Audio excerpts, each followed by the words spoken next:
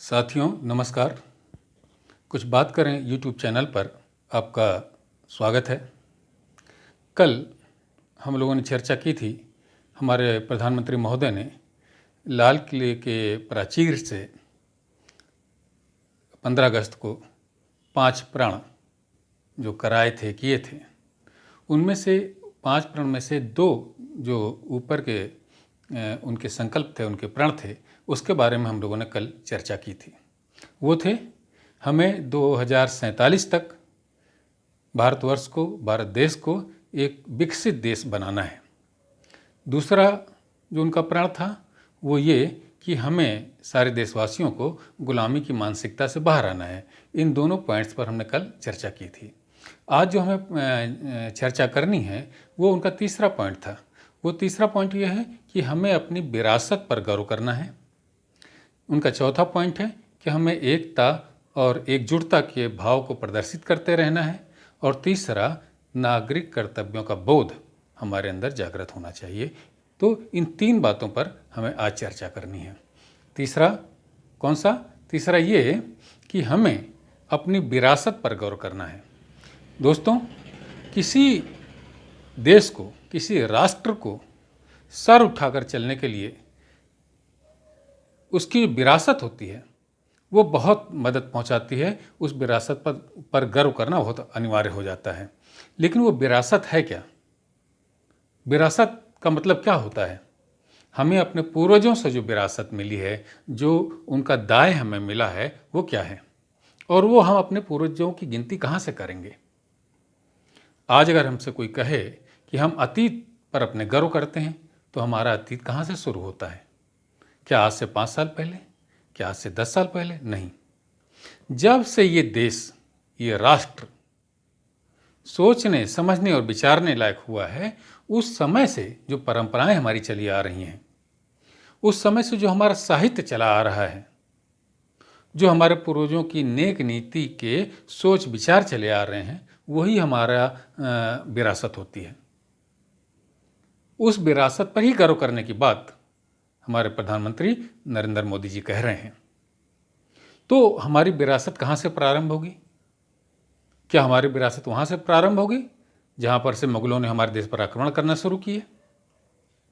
या हमारी विरासत वहाँ से शुरू होगी जब अंग्रेजों ने हमारे देश पर आक्रमण किया? तो क्या हमारी विरासत, हमारा देश, हमारा राष्ट्र की सोच और विचार वहीं से प्रारंभ होता है जहाँ से मुगलों ने आक्रमण किया या अंग्रेजों ने आक्रमण किया? उसके पहले हम क्या थे? कुछ नहीं थे। दोस्तों, जब हम बात उठती है कि हमें अपनी विरासत पर गर्व करना है, तो वो विरासत वैदिक काल से प्रारंभ होती है। वो विरासत उपनिषद काल से प्रारंभ होती है। वो विरासत पौराणिक काल से प्राप्त होती है। वो विरासत हमें श्री रामचंद्र जी के समय से प्राप्त होती है। वो विरासत हमें श्री कृष्ण जी के समय से प्राप्त होती है। और इससे पहले, जब राम और कृष्ण थे, इससे पहले वैदिक काल, इससे पहले का है। इतनी समृद्ध साहित्य, इतना समृद्ध धर्म, जिसे हम सनातन धर्म कहते हैं, वहाँ से हमारी विरासत प्रारंभ होती है। हमें उस विरासत पर गर्व करना है, हमें उस विरासत को सहेजना है। उस विरासत को सहेजना है जहाँ पर कठोपनिषद जैसे, ईशोपनिषद जैसे ग्रंथ लिखे गए, वेद लिखे गए, पुराण लिखे गए। हमें उस विरासत पर गर्व करना है जिसमें गीता जैसा महान ग्रंथ दिया गया। उस विरासत हमें वहाँ से गर्व करना है। और उसके बाद से जो हमारी अच्छाइयों की परंपराएं चली आ रही हैं, उन पर गर्व करना है। हमें रास्ते से उठा करके किसी चीज़ पर गर्व नहीं करने लग जाना है कि यहाँ से हम गर्व करते हैं, क्योंकि हमारी विरासत, हमारी पूंजी वैदिक काल से प्रारंभ होती है। हमें सृष्टि के प्रारंभ से हमारे पास जो ग्रंथ और साहित्य है, हमें वहाँ से गर्व करना है। क्योंकि जो दुनिया है, जो विश्व है, जो अमेरिकन लोग हैं, जो यूरोपियन लोग हैं, हमारी इसी विरासत को नहीं देख सकते। हमारी इसी विरासत को देख करके उनके अंदर हीन भावना पैदा होती है, क्योंकि उनका सबका इतिहास अभी 100-200 सालों का है। और हमारा इतिहास, इस भारत देश का इतिहास, इस भारत की परंपराएं, इस भारत की विरासत हजारों और लाखों साल पुरानी है, जिसकी गणना नहीं की जा सकती। उसी विरासत पर हमें आपको गर्व करना है। जो प्रधानमंत्री जी ने कहा कि हमें अपनी विरासत पर गर्व करना है, तो वो विरासत ये है जिसे हमें आपको गर्व करना है। जब हमारा अतीत हमारे साथ होगा, हमारा गौरवशाली अतीत होगा साथ में, तो हमारा भविष्य भी गौरवशाली होगा। अगर हमारा अतीत कुछ नहीं तो हमारा भविष्य कुछ नहीं। तो दोस्तों, हमें इस विरासत पर गर्व करना है।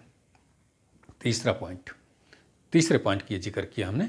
और चौथा पॉइंट, हमें अब एकता और एकजुटता के भाव को बनाए रखना है। दोस्तों, हमारी इसी विरासत ने पूरे भारत देश को जोड़ रखा है, पूरब से पश्चिम तक, उत्तर से दक्षिण तक। लेकिन इस बीच में, इस कालखंड में, हमारे देश में तमाम अन्य जातियां भी आईं। हम में से ही कुछ धर्मांतरित होकर के दूसरी जाति में परिवर्तित हुए।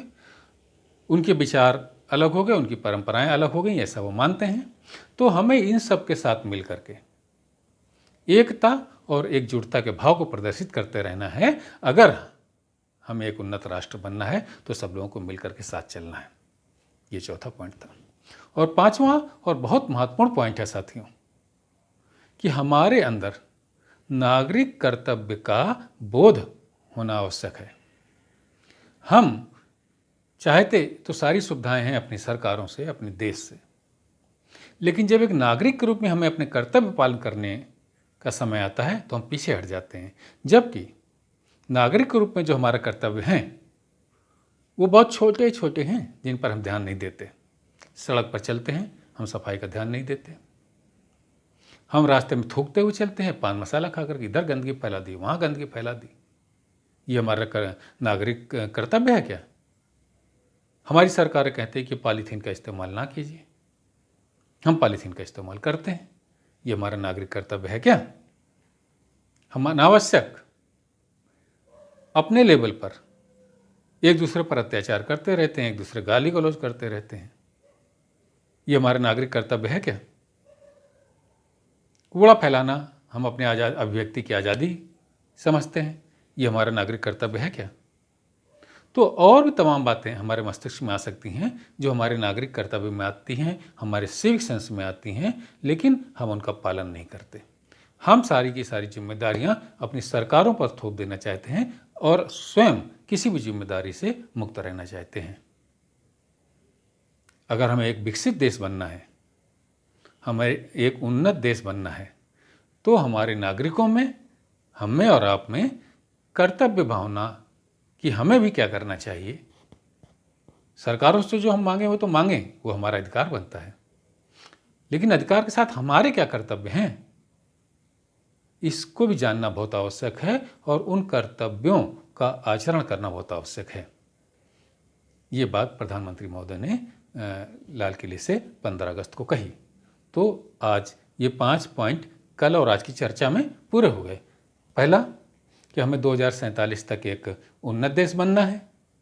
दूसरा, हमें गुलामी की मानसिकता से अपने आप को बाहर निकालना है। तीसरा पॉइंट कि हम एकता और एकजुटता की भावना को प्रदर्शित करें। ये चौथा पॉइंट था। तीसरा पॉइंट था कि हमें अपनी विरासत पर गर्व करना है। चौथा पॉइंट था कि हम एकता और एकजुटता की भावना को अपने हृदय में रखे रहें, अपने एकता और एकजुटता की भावना से आप प्लावित रहें। और पांचवा कि हमारे अंदर नागरिक कर्तव्यों का बोध हो।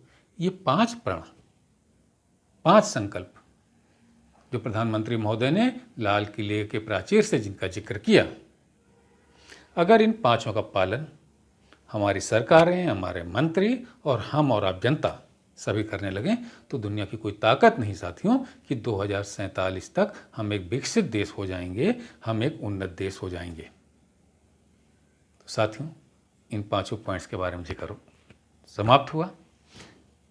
अगर आपको ये विचार, ये 5 प्रण जो प्रधानमंत्री ने लिए, सबसे कराए, इनका विश्लेषण पसंद आया हो तो इस YouTube चैनल को लाइक कीजिए, शेयर कीजिए, अपनी टिप्पणियाँ हम दीजिए, अपने सुझाव दीजिए और अनुरोध है कि इस चैनल को सब्सक्राइब जरूर कीजिए। कल किसी और मुद्दे पर आपसे बात होगी। तब तक के लिए नमस्कार, जय हिंद, वंदे मातरम।